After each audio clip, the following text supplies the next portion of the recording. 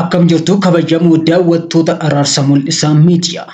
Namoonni jalqaba gara chaanaalii kanaa dhuftan sabiskiraayib gochuudhaan maatii chaanaalii kanaa ta'aa ammuma nutti dabalamaan isiniin jedha.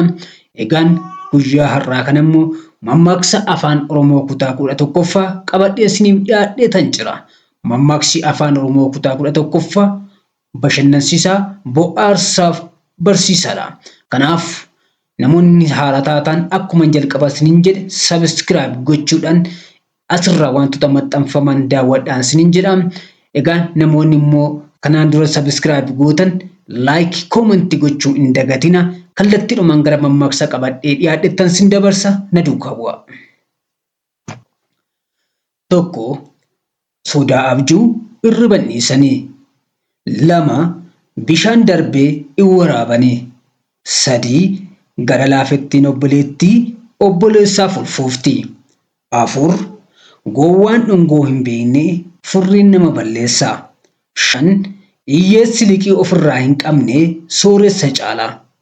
6 ani duunaan araddaan hin margin jette harreen. 7 keessummaa qamalee raafuu keessatti argu. 8 leenca hadamuuf qaxxisu waraabessi ni sodaate seeti.